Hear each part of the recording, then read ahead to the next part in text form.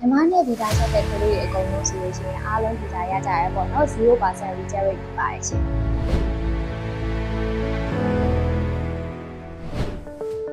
အားလုံးမင်္ဂလာပါ Eric ဘမကကြိုဆိုပါတယ်ကျွန်တော်က Eric ဖြစ်ပါတယ်ဒီနေ့ဆိုရင်ကျွန်တော်ကတော့ UK ကိုဘယ်လိုမျိုးပုံစံနဲ့သွားလို့ရလဲနောက်ပြီးတော့ UK သွားရင်ဘာအားသာချက်ရှိတွေကိုကျွန်တော်ကတော့အန်နာရင်းကိုသိဆိုပို့ပါတယ်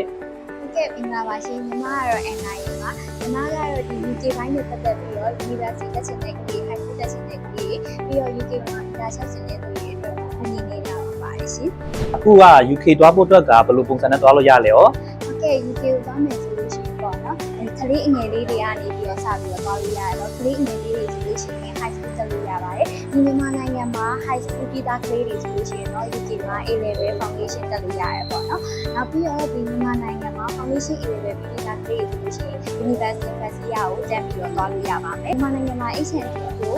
University တက်ချင်တာလို့ပြီးသားကလေးဆိုလို့ top up ဒါမှမဟုတ်လို့ရှိရင်ဒီ master တွေလည်းညီမတို့နဲ့ဒီ practice လုပ်ရပါတယ်ရှင်ကလေးကတော့ဘာကြောင့် UK ကိုရွေးချယ်ကြတာလဲရောဟုတ်ကဲ့ရှင်အခု UK ကတော့ပေါ့နော်ဒီ3နှစ်နဲ့ပတ်ချလာရတယ်ပေါ့နော်3 year ပတ်ချလာတက်ပြရတယ်အခုက2 year work permit လောက်ရဖြစ်တဲ့ရမှာဖြစ်တဲ့အတွက်လုပ်ဖို့အတွက်လည်းအဆင်ပြေမယ်နောက်တစ်ခုကကြတော့ဒီကျောင်းတက်နေနေလည်း scholar ကြီးလျှောက်လို့ရမယ်ပေါ့နော်နောက်ဆုံးအားသာချက်တစ်ခုကတော့ဆက်ဆက်ဖို့ဗီဇာရိတ်ပါမြန်မာနဲ့ဗီဇာလျှောက်တဲ့ကလေးတွေအကုန်လုံးဆိုလို့ရှိရင်အားလုံးဗီဇာရကြရပေါ့နော် 0% reject rate ဖြစ်ပါတယ်ရှင်မလေးရေဟို HND ပြီးသွားလို့ကလေးဆိုနေ UK ကိုတန်းသွားလို့ရလားဟုတ်ကဲ့ရပါတယ် UK ကလက်ခံပါတယ်အခုက HND ဗီဇာကလေးကိုပို့စစ်တယ်ဆိုလို့ရှိရင်လည်း UK မှာ top up